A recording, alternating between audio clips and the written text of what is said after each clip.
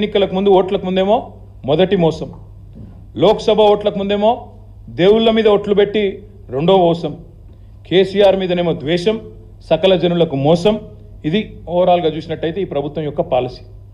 2 లక్షల రుణమాఫీ మోసం, 2 లక్షల కొలువులు మోసం, ఆడబిడ్డలకు నెలకు 2,500 రూపాయలు మోసం, తులం బంగారం మోసం, విద్యార్థులకు 5 లక్షల రూపాయల భరోసా కార్డు మోసం, 4,000 నిరుద్యోగ భృతి మోసం, జాబ్ క్యాలెండర్లు మోసం, 2 లక్షల ఉద్యోగాలు మోసం, దళితులకు 12 లక్షలను ఇచ్చిన మాట మోసం, ఆటో అన్నలకు ఏడాదికి 12,000 మోసం, రైతు కూలీలకు నెలకు 1000 మోసం, కౌలు రైతులకు రైతు భరోసా మోసం. మొత్తంగా చూసినట్టయితే రుణమాఫీయే అతి పెద్ద మోసం. This is the fact. ఎట్లనా మీరే చెప్పారు. మేము అసెంబ్లీలో కూడా చూపెట్టాం. నర్సాపూర్ నియోజకవర్గంలో మా సునీతా లక్ష్మారెడ్డి గారు, మా ఎమ్మెల్యే గారు తీసుకొచ్చినారు. ఒక రైతు డిసెంబర్ 9 నాటికి ఆయనకు ₹1,00,000 రుణం ఉండేది. ఆయనకు నోటీస్ ఇచ్చారు. ఏమని?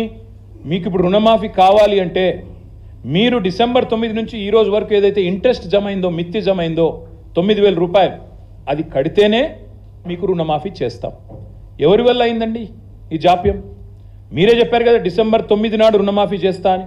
మరి డిసెంబర్ 9 నుంచి ఆగస్టు 15 దాకా ఆయన జాప్యానికి, ఆయన డీలేకి ఎవడు కడతాడు ఇంట్రెస్ట్?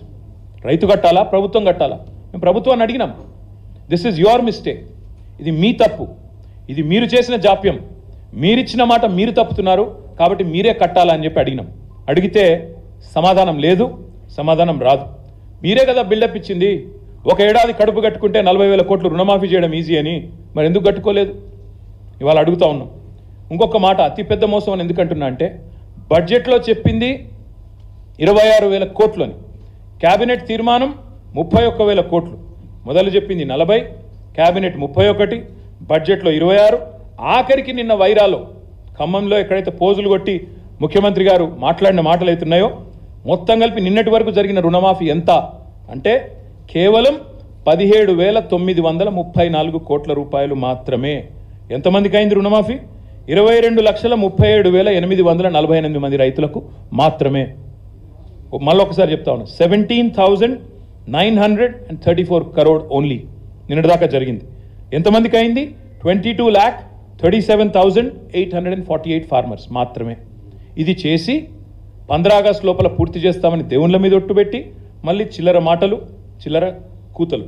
ఇందులో కూడా ఎన్ని వస్తాయో, ఎన్ని ఖాతాల్లో పడతాయో, దానికి సంబంధించి ఎన్ని కటింగులు ఉంటాయో ఎవరికి తెలియదు. మేము ఏం చేసామో అది కూడా చెప్పాలి. ఒక్క నిమిషం. బీఆర్ఎస్ ప్రభుత్వం ఆనాడు మొదటి దఫా 2014 to 18 మధ్యలో చేసిన రుణమాఫీ ఒకటే టర్ములో మేము చేసింది 35 lakh ఫార్మర్స్కి, 35 లక్షల మంది రైతులకు 17,000 కోట్ల రుణమాఫీ చేశాం. నేను ముఖ్యమంత్రిని అడుగుతా ఉన్నా, మేము మొదటి టర్ములో ₹1,00,000 వరకే రుణమాఫీ చేస్తే 35 లక్షల మంది రైతులకు 17,000 కోట్ల రుణమాఫీ కేవలం ₹1,00,000కి. మరి ఇలా 2 లక్షల రుణమాఫీకి నీ లెక్క ప్రకారం ఎట్లా సేమ్ అమౌంట్ అవుతుంది? ఎట్లా 17,934 కోట్లు మాత్రమే అవుతుంది? చెప్పాలా? రైతులకు సంతృప్తికరంగా వివరణ ఇవ్వాలా? ఈ ఒక్క లెక్క చాలు. కాంగ్రెస్ రుణమాఫీ ఎంత దగానో, ఎంత వంచననో, ఎన్ని రకాల ఆంక్షలు, ఎన్ని రకాల కొర్రీలతో, ఎన్ని రకాల కోతలతో, ఎన్ని లక్షల మంది రైతులను ముంచినో చెప్పడానికి ఇది ఒక్కటి చాలు. ఇంకా నికృష్టం ఏంటంటే, మేమున్నప్పుడు రుణమాఫీ చేశాము, రైతు బంధు కూడా వేసాము. రుణమాఫీ చేసినాము, రైతు బంధు కూడా వేసినాం. మేము మొత్తంగా చేసింది చూస్తే 72,000 కోట్ల రైతు బంధు అకౌంట్లో డిపాజిట్ చేశాం. అట్ ద సేమ్ టైం దాదాపు 30,000 కోట్లు మేము రుణమాఫీ చేశాం. అంటే 1,00,000 కోట్లు రైతులకు రుణమాఫీ రూపంలో, రైతు బంధు రూపంలో ఇచ్చింది బీఆర్ఎస్ ప్రభుత్వం. నువ్వేం చేసినావు? ఈరోజు పేరుకేమో చెప్పేది 17,000 కోట్ల రుణమాఫీ చేసినాను, కానీ వానాకాలానికి ఇవ్వాల్సిన రైతు భరోసా 11,400 కోట్లు అది ఎగ్గొట్టినావు కదా, ఇప్పటివరకు ఇవ్వలేదు కదా. కేసీఆర్ ఉన్నప్పుడు జూలైలో వచ్చేది రైతు బంధు, ఇలా వచ్చిందా? రాష్ట్రంలో రైతులకు తెలియదా? ఇవాళ ఇచ్చే సూచన ఉందా? కనీసం లేదు. మొన్న యాసంగిలో ఎకరానికి 7,500 ఇవ్వలేదు, ఎగ్గొట్టారు. అప్పుడు 5,000 ఇచ్చినారు, అప్పుడు ఒక 4,000 కోట్లు ఎగ్గొట్టారు. ఇప్పుడు మళ్ళీ రైతు భరోసా కింద ఓవరాల్గా ఇవ్వాల్సిన 15,000 కోట్లలో మీరు ఓవరాల్గా చూస్తే ఆ 15,000 ఇవ్వలేదు, ఇప్పుడు 17,000 ఇచ్చి పోజు కొడతా ఉన్నారు. అందుకే అంటున్నా, ఇది దగా, మోసం. రైతులను నమ్మించి గొంతు కోసి, తడిగుడ్డతో గొంతు కోసిన వాడు రేవంత్ రెడ్డి కాంగ్రెస్ పార్టీ. మేము ఇప్పుడే నేను చెప్పాను, రుణమాఫీ రైతు బంధు కలిపి మేము ఇచ్చింది 1,00,000 కోట్లు 9.5 ఏళ్లలో. మీరు ఇవాళ ఇచ్చింది కేవలం 17,000 కోట్లు. ఈ లెక్క కరెక్టా కాదా చెప్పాలని చెప్పి నేను డిమాండ్ చేస్తా ఉన్నాను. చారానా కోడికి బారానా మసాలా అని తెలంగాణలో సామెత. ఇక దీనికి మళ్ళా ఇక ఇంత పెద్ద ప్రకటనలు, ఇంత మార్పు ప్రారంభమైంది, మన్ను ప్రారంభమైంది, ఇక దానికి మన ముఖార విందాలు ప్రచారాలు, ఇదొకది. అంటే నవ్విపోదురు కాక నాకేం సిగ్గని, ఏకకాలంలో రుణమాఫీ అని కూడా 3 సార్లు ప్రకటన ఇస్తాడు నాకు తెలియకడుగుతా. ఏకకాలంలో రుణమాఫీ అయితే ఏకకాలంలో ప్రకటన ఇవ్వాలి, ఒకటిసారి ఇవ్వాలి. 3 సార్లు ఒకటే దానికి. అదే సినిమాలో చెప్పినట్టు, నేను చెప్తే బాగున్నది ఇప్పుడు, కానీ అదే సినిమాలో చెప్పినట్టు పాత కూడా కొత్త సున్నం వేసినట్టు మళ్ళీ గదే పాత కూడా గదే కొత్త సున్నం. గతంలో అనుభవం ఉండి ఉంటుంది ముఖ్యమంత్రి గారికి. కాబట్టి ఇవాళ నీ అడ్డమైన ఫీట్లు చూసి Guinness book of world records వాళ్ళు కూడా ఆగమవుతున్నారు. అమ్మా ఇట్లా కూడా చేయొచ్చా, ఇన్ని రకాల మోసాలు చేయొచ్చా అని.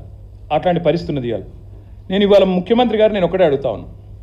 నిన్న చాలా రంకెలేసినాడు, ఫ్రస్ట్రేషన్లో పాపం కొండలరెడ్డి గారి పర్యటన విజయవంతమైంది, రేవంత్ రెడ్డి గారిది ఆయనతో అయినట్టు లేదు.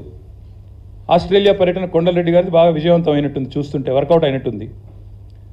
మరి రేవంత్ రెడ్డి గారిది ఆ స్థాయిలో అయినట్టు లేదు, కాబట్టి ఫ్రస్ట్రేషన్ బాగా పెరిగినట్టుంది. ఆయన యాబ్సెన్స్లో ఇక్కడ తిరుపతి రెడ్డి గారు బాగా ప్రచారం జరిగింది. మరి కుటుంబంలో మిగతా సభ్యులు దూసుకొని పోతున్నారన్న బాధనా, లేకపోతే ఇక్కడ బట్టి గారు ఆయన లేనప్పుడు బాగా తిరిగిండన్న భయమా, లేకపోతే అధిష్టానం ఏమన్నా అదిలిస్తుందా అని, లేకపోతే ఇంకేమన్నా మాకు అర్థం కాల ఫ్రస్ట్రేషన్. ఆయన రంకెలు ఆవేశం చూస్తుంటే నాకు నిజంగానే డౌట్ వస్తున్నది. ఆయన మాట్లాడే మాటలు నిజంగా, ఎందుకంటే నేను అమెరికా పోయిండు వచ్చిండు, 15 ఆగస్టు నాడు స్పీచ్ ఇచ్చిండు, నేను వింటా ఉంటే నిన్న ఏమైనా మంచి ముచ్చట్లు చెప్తాడేమో ముఖ్యమంత్రి అని. చాలా విచిత్రమైన విషయం చెప్పిండు. బాక్రా నంగల్ ప్రాజెక్టు తెలంగాణలో ఉంది, మాకు తెలియదు. ఇన్ని రోజులు మేము పిచ్చోళ్ళ లెక్క ఆడిపోతున్నాం ఉత్తర భారతదేశానికి, మాకు తెలిస్తే ఇక్కడికే పోతుంటే. ఇంత గొప్ప ముఖ్యమంత్రి మాకు ఇచ్చినందుకు కాంగ్రెస్ పార్టీకి ధన్యవాదాలు. ఎందుకంటే విచిత్రంగా ఉంది మాకు ఈ రుణమాఫీ విషయం. నేను అందుకే ముఖ్యమంత్రి గారిని సూటిగా సవాల్ చేస్తాను. రేవంత్ రెడ్డి గారు, నీకు చిత్తశుద్ధి ఉంటే నిజంగానే నువ్వు చెప్పిన మాటల్లో ఒక్క 1% నిజం ఉన్నా నీ నియోజకవర్గానికే పోదాం రా.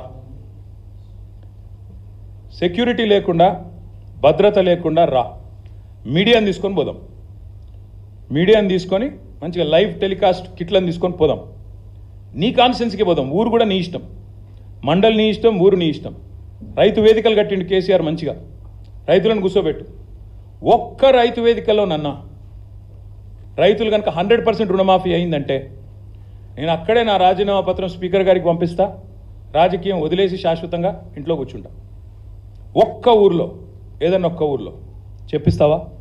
నువ్వు చెప్పిన దానిలో వాస్తవం ఉందా?